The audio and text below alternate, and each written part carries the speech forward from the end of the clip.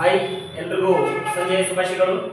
ನಾನು Kasimappa, real Navodaya coaching centre Sindhanur ವತಿಯಿಂದ ಆತ್ಮೀಯ ವಿದ್ಯಾರ್ಥಿಗಳೇ ಮತ್ತು ಸ್ಪರ್ಧಾ ಮಿತ್ರರೇ, ಕನ್ನಡವು ಪ್ರತಿಯೊಂದು ಪರೀಕ್ಷೆಗೂ ಕೂಡ ಅತ್ಯಮೂಲ್ಯವಾದಂತಹ ಒಂದು ವಿಷಯ. ಇದರಲ್ಲಿ ಏನೆಲ್ಲ ಕೇಳ್ತಾರೆ ಎಂಬುದು ಆಲ್ರೆಡಿ ಸ್ಪರ್ಧಾ ಮಿತ್ರರು ನಿಮ್ಗೆಲ್ರಿಗೂ ಗೊತ್ತಿರುತ್ತಾ. ವರ್ಣಮಾಲೆಗಳಿಂದ ನಮ್ಮ ಒಂದು ಕನ್ನಡ ವ್ಯಾಕರಣ ಆರಂಭವಾಗುತ್ತೆ. ವರ್ಣಮಾಲೆಗಳಿಂದಲೇ ಸ್ಟಾರ್ಟ್. ಒಟ್ಟು ಕನ್ನಡದಲ್ಲಿ ಎಷ್ಟು ವರ್ಣಮಾಲೆಗಳಿದಾವ? ಕನ್ನಡದಲ್ಲಿ ಒಟ್ಟು ಎಷ್ಟು ವರ್ಣಮಾಲೆಗಳಿದಾವ ಅಂತ ಹೇಳಿದ್ರ 49 ವರ್ಣಮಾಲೆಗಳಿದಾವ. ಎಷ್ಟು ವರ್ಣಮಾಲೆಗಳಿದಾವ? 49 ವರ್ಣಮಾಲೆಗಳಿದಾವ. ನೋಡ್ರಿ, ಒಂದ್ಸಲ ನಿಮ್ಗೆ ಬೇಕಾದ್ರೆ ಕೌಂಟ್ ಮಾಡಿಬಿಡೋಣ. 49 ಇದಾವ ಇಲ್ಲ ಅಂತ ಹೇಳಿ. 1 2 3 4 5 6 7 8 9 10 11 12 13 14 15 16 17 18 19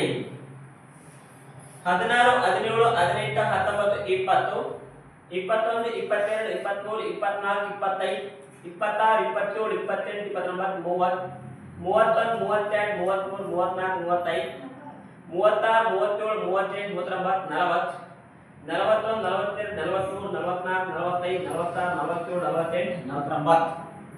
ಎಷ್ಟು ವರ್ಣಮಾಲೆಗಳಿದಾವ ಕನ್ನಡದಲ್ಲಿ? ಒಟ್ಟು 49 ವರ್ಣಮಾಲೆಗಳಿದಾವ. ಈ ವರ್ಣಮಾಲೆಗಳಿಗೆ ಇನ್ನೊಂದು ಪದವನ್ನ ಹೇಳ್ತಾರೆ ಮೂಲಾಕ್ಷರಗಳು ಅಂತ ಹೇಳ್ತಾರೆ. ಏನಂತ ಹೇಳ್ತಾರೆ? ಇಲ್ಲೇ ಬರ್ತೀನಿ ಬಗಲಾಗ. ಮೂಲಾಕ್ಷರಗಳು ಅಂತ ಕೂಡ ಕರೀತಾರೆ.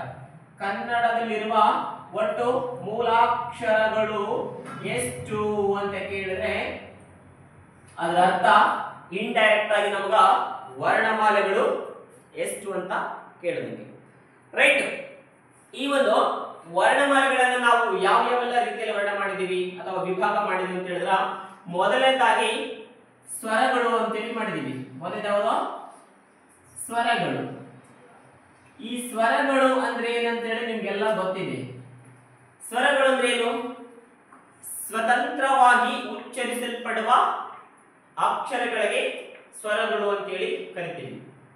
ಸ್ವತಂತ್ರವಾಗಿ ಉಚ್ಚರಿಸಲ್ಪಡುವ ಅಕ್ಷರಗಳಿಗೆ, ಇಂಡಿಪೆಂಡೆಂಟ್ ಆಗಿ ಪ್ರೊನೌನ್ಸ್ ಮಾಡತಕ್ಕಂತ ಒಂದು ಸಿಂಬಲ್ಸ್ ಗಳಿಗೆ ನಾವೇಂತ ಕರಿತೀವಿ? ವೋವೆಲ್ಸ್ ಅಂತ ಹೇಳಿ ಕರಿತೀವಿ. ಕನ್ನಡದಲ್ಲಿ ಕೂಡ ಅಷ್ಟೇ ಸ್ವತಂತ್ರವಾಗಿ ಉಚ್ಚರಿಸಲ್ಪಡುವ ಅಕ್ಷರಗಳಿಗೆ ಅಂತ ಕರಿತೀವಿ ನಾವು ಸ್ವರಗಳು ಅಂತ ಹೇಳಿ ಕರಿತೀವಿ. ಅವು ಯಾವುವು ಅಂತ ಹೇಳಿದ್ರ ಆಲ್ ಇಂದ ಹಿಡಿದು ಅಪ್ ಟು ಅವು ತನಕ ಮಾತ್ರ ಇರುವ ಸ್ವರಗಳು. ಬರಬೇಡ ಹಾಗಾದ್ರೆ ಬರೀ ಹೋಗ್ಲಿ. ಏನಾಗುತ್ತೆ?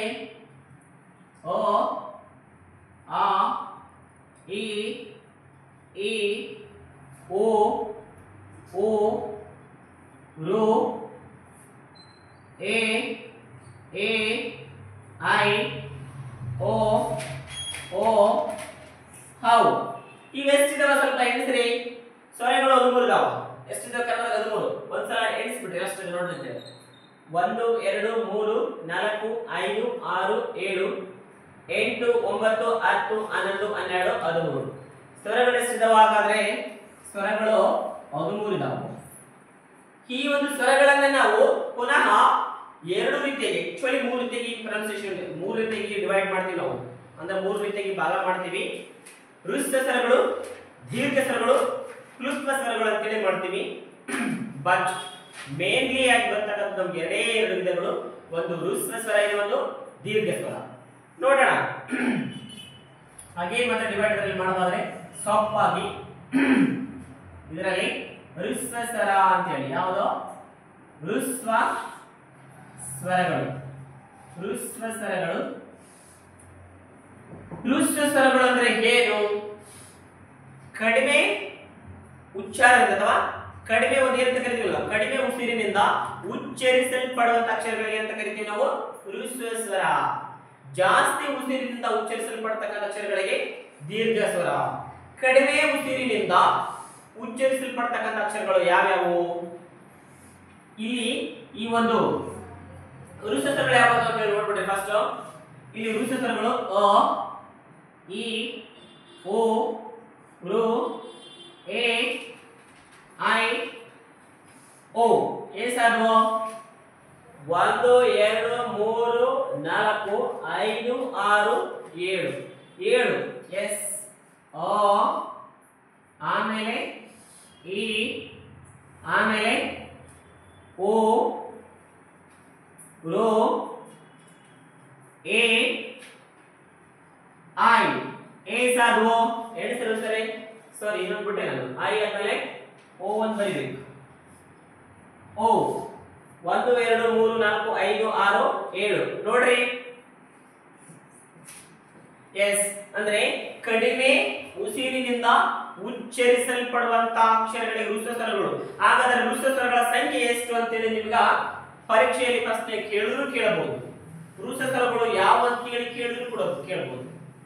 ಈ ಕೆಳಗಿನಗಳಲ್ಲಿ ಹ್ರಸ್ವ ಸ್ವರಗಳ ಗುಂಪು ಇದಾಗಿದೆ, ಅಥವಾ ಒಟ್ಟು ಕನ್ನಡದಲ್ಲಿರುವ ಹ್ರಸ್ವ ಸ್ವರಗಳ ಸಂಖ್ಯೆ ಎಷ್ಟು ಅಂತ ಪ್ರಶ್ನೆ ಕೇಳಬಹುದು. ನೆನಪಿರಲಿ ಆತ್ಮೀಯ ವಿದ್ಯಾರ್ಥಿಗಳೇ ಮತ್ತು ಸ್ಪರ್ಧಾ ಮಿತ್ರರೇ, ಕನ್ನಡದಲ್ಲಿ ಒಟ್ಟು 7 ಹ್ರಸ್ವ ಸ್ವರಗಳಿದಾವ. ಎಷ್ಟು ಹ್ರಸ್ವ ಸ್ವರಗಳಿದಾವ ಹೇಳು? 1 2 3 4 5 6 7 ಇವೇನಿವು ಹ್ರಸ್ವ ಸ್ವರಗಳು. ಅದೇ ರೀತಿಯಾಗಿ ಇದೇ ಸ್ವರವನ್ನ ಇನ್ನೊಂದು ರೀತಿಯಾಗಿ ವಿಭಾಗ ಮಾಡ್ತಾರೆ, ದೀರ್ಘ ಸ್ವರಗಳು ಅಂತೇಳಿ. ಏನು? ದೀರ್ಘ ಸ್ವರಗಳು. ಎಸ್, ದೀರ್ಘ ಸ್ವರಗಳು. ಇವು ಎಷ್ಟಿದಾವ ಅಂತ ಹೇಳಿದ್ರೆ ನಿಮ್ಗೆ ಗೊತ್ತಾಗುತ್ತೆ. ಆಲ್ರೆಡಿ ಇರುವುದೇ 13 ಸ್ವರಗಳು. ಅದರಲ್ಲಿ 7 ಹೋದ್ರೆ ಉಳಿದವು 6 ದೀರ್ಘ ಸ್ವರಗಳು. ಯಾವ್ಯಾವ ಉಳಿದವು ನೋಡ್ರಿ? ಆ ಉಳಿದಿದೆ, ಆನಂತರ ಹಿ ಉಳಿದಿದೆ, ಆನಂತರ ಉ ಉಳಿದಿದೆ, ಆನಂತರ ಎ ಉಳಿದಿದೆ, ಆನಂತರ ಓ ಉಳಿದಿದೆ, ಇನ್ನೊಂದು ಅವು ಉಳಿದಿದೆ. ಎಸ್ ಕರೆಕ್ಟಾ? ಆ, ಇ, ಉ, ಎಸ್, ಎ, ಓ, ಅವು ಎಷ್ಟಿದಾವ? 1 2 3 4 5 6 ಎಷ್ಟು ಉಳಿದಿದಾವ? 6. ಇವು ಏನು? ಇವು ಜಾಸ್ತಿ ಉಸಿರಿನಿಂದ ಉಚ್ಚರಿಸಲ್ಪಡುವಂತ ಅಕ್ಷರಗಳಿಗೆ ದೀರ್ಘ ಸ್ವರಗಳು ಅಂತ ಹೇಳಿ ಕರಿತೀವಿ. ಅವು ನಂಬರ್ ಬಂದ್ಬಿಟ್ಟು ಎಷ್ಟಿದಾವ ಅಭ್ಯರ್ಥಿಗಳೇ? ಇವು 6 ಇದಾವೆ. ಕನ್ನಡದಲ್ಲಿರ್ತಕ್ಕಂಥ ಒಟ್ಟು ದೀರ್ಘ ಸ್ವರಗಳ ಸಂಖ್ಯೆ ಎಷ್ಟು ಅಂತ ಹೇಳಿದ್ರ 6. ಇನ್ನು ಈಗಂತ ಮುಗಿತು. ಇನ್ನು 2 ಉಳಿದಾವ. ಅವು ಯಾವ ಅಂತ ಹೇಳಿದ್ರ ಅಂ ಮತ್ತು ಅಹ. ಇವುಗಳಿಗೆ ಏನಂತ ಕರಿತೀವಿ ನಾವು? ಇವುಗಳಿಗೆ ಏನಂತ ಕರಿತೀವಿ? ಅಂ ಮತ್ತು ಅಹಗಳಿಗೆ ಅಂತ ಕರಿತೀವಿ ಯೋಗ ವಾಹಕಗಳು ಅಂತ ಹೇಳಿ ಕರಿತೀವಿ. ಏನಂತ ಕರಿತೀವಿ? ಎಸ್, ಯೋಗ ವಾಹಕಗಳು. ಯೋಗ ವಾಹಕಗಳು ಎಷ್ಟಿದಾವ? ಇಲ್ಲಿ ಅಂ, ಇನ್ನೊಂದು ಅಹ. ಇವೆರಡನ್ನ ಅಮ್ಮನ್ನ ಏನಂತ ಕರಿತೀವಿ ಅಂತ ಹೇಳಿದ್ರ ಅನುಸ್ವರ ಅಂತ ಹೇಳಿ ಕರಿತೀವಿ. ಅದು ಕೂಡ ನೆನಪಿರಲಿ, ಅನುಸ್ವರ ಯಾವುದು ಅಮ್ಮ ಆಗಿರುತ್ತೆ, ವಿಸರ್ಗ ಯಾವ್ದಾಗಿರುತ್ತ? ವಿಸರ್ಗ ಅಹ ಆಗಿರುತ್ತೆ. ರೈಟ್. ನೆಕ್ಸ್ಟ್ ಈಗ ಉಳಿದಂತ ಒಂದು ವ್ಯಂಜನಗಳಿಗೆ ಬರುವಂತಾದ್ರೆ ಸ್ವರಗಳಂತೂ 13 ಗೊತ್ತಾಯ್ತು ನಿಮ್ಗೆ ಟೋಟಲ್ ಆಗಿ. ವ್ಯಂಜನಗಳಲ್ಲಿ ಒಟ್ಟು ವ್ಯಂಜನಗಳು ಎಷ್ಟಿದಾವ ಅಂದ್ರೆ, ವ್ಯಂಜನಗಳಂದ್ರೆ ಸ್ವತಂತ್ರವಾಗಿ ಉಚ್ಚರಿಸಲ್ಪಡಲಾಗದ ಅಕ್ಷರಗಳಿಗೆ ನಾವು ಎಂತ ಕರಿತೀವಿ ಅಂದ್ರೆ, ಸ್ವರಗಳ ಸಹಾಯದಿಂದ ಉಚ್ಚರಿಸಲ್ಪಡುವ ಅಕ್ಷರಗಳಿಗೆ ವ್ಯಂಜನಗಳಂತೇಳಿ ಕರಿತೀವಿ. ನಾವು ಎಂತ ಕರಿತೀವಿ? ಸ್ವರಗಳ ಸಹಾಯದಿಂದ ಉಚ್ಚರಿಸಲ್ಪಡುವ ಅಕ್ಷರಗಳಿಗೆ ವ್ಯಂಜನಗಳು ಅಂತ ಹೇಳಿ ಕರಿತೀವಿ. ಇಲ್ಲಿ ಎಷ್ಟಿದಾವೋ? ಅಥವಾ ಸ್ವರಗಳ ಸಹಾಯವಿಲ್ಲದೆ ಉಚ್ಚರಿಸಲ್ಪಡಲಾಕ ಸಾಧ್ಯತೆ ಇಲ್ಲ, ಅವುಗಳು ವ್ಯಂಜನಗಳು. ಇಲ್ಲಿ ಮೇನ್ ಆಗಿ ಬರ್ತೀನಿ, ನಾನು ಡಿವೈಡ್ ಮಾಡ್ಬಿಡ್ತೀನಿ ನೋಡ್ರಿ. ಎಸ್, ಮೊದಲದಾಗಿ ವರ್ಗೀಯ ವ್ಯಂಜನಗಳು ಅಂತ ಹೇಳಿ ಬರೀತೀನಿ. ಫಸ್ಟ್ ಯಾವುದು? ವರ್ಗೀಯ ವ್ಯಂಜನ. ಎಸ್, ವರ್ಗೀಯ ವ್ಯಂಜನ, ಸಾರಿ, ವರ್ಗೀಯ ವ್ಯಂಜನ. ವರ್ಗೀಯ ವ್ಯಂಜನಗಳು ಎಷ್ಟಿದಾವ? ವರ್ಗೀಯ ವ್ಯಂಜನಗಳು 1 2 3 4 5 6 7 8 9 10 11 12 13 14 15 16 17 18 19 20 21 22 23 24 25. ವರ್ಗೀಯ ವ್ಯಂಜನಗಳ ಸಂಖ್ಯೆ ಎಷ್ಟು ಅಂತ ಹೇಳಿದ್ರ ಇವು 25 ಇದಾವ. ಅವರ್ಗೀಯ ವ್ಯಂಜನಗಳು. ನೆಕ್ಸ್ಟ್ ಅವರ್ಗೀಯ ವ್ಯಂಜನ, ಅವರ್ಗೀಯ ವ್ಯಂಜನಗಳು, ಅವರ್ಗೀಯ ವ್ಯಂಜನಗಳು ಎಷ್ಟಿದಾವ? ಇವ 9 ಇದಾವ.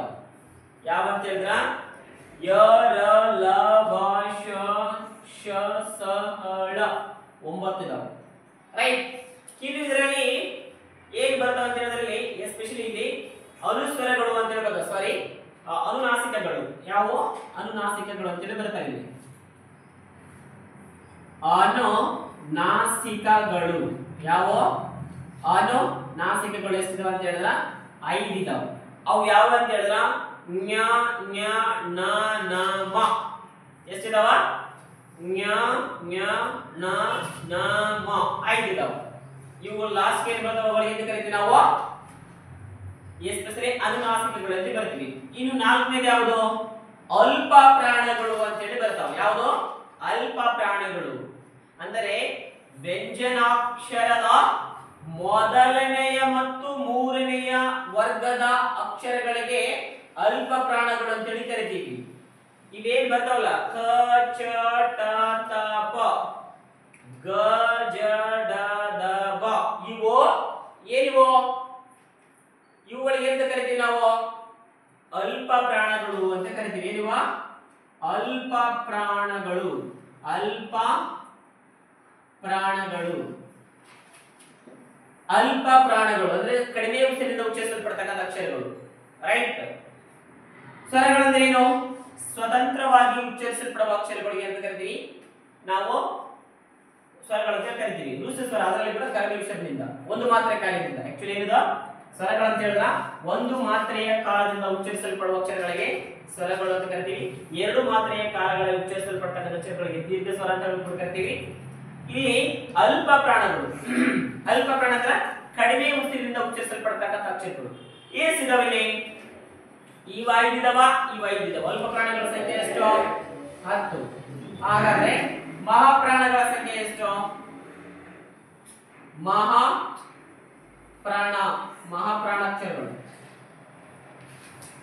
ಮಹಾಪ್ರಾಣಾಕ್ಷರಗಳು ಎಷ್ಟಿದಾವ? ಮಹಾಪ್ರಾಣಾಕ್ಷರಗಳು ಇವು ಕೂಡ ಅರ್ಥ ಇದಾವ ನೋಡ್ರಿ. 2 ಮತ್ತು 4ನೇ ವರ್ಗ ಅಕ್ಷರ, 2 ಮತ್ತು 4ನೇ ವರ್ಗದ ಅಕ್ಷರಗಳು ಖ ಛ ಠ ಥ ಫ ಘ ಛ ಡ ಥ ಬ ಇವೆಷ್ಟಿದಾವ? 10 ಇದಾವ.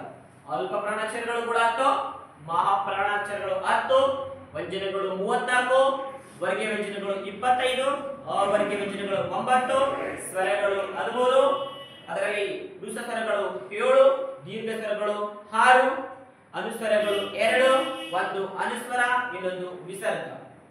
ಇಷ್ಟು ಮೂಲಾಕ್ಷರಗಳು ಅಥವಾ ವರ್ಣಮಾಲೆಗಳ ಬಗ್ಗೆ ಇರಬೇಕಾದಂತ ಮೂಲ ಜ್ಞಾನ. ಇಷ್ಟು ಗೊತ್ತಿದ್ರೆ ಇದ್ರ ಮುಂದೆ ನೆಕ್ಸ್ಟ್ ಕಲ್ಕೊಂತ ಹೋಗ್ಬೋದು. ನನ್ನ ಒಂದು ವಿಷಯ ನಿಮ್ಗೆ ಅರ್ಥ ಆಗಿದೆ ಅಂತ ಭಾವಿಸುತ್ತಾ ನನ್ನ ಒಂದು ಈ ಒಂದು ಕ್ಲಾಸ್ ಅನ್ನು ಮುಗಿಸುತ್ತೇನೆ. ನಮಸ್ಕಾರ.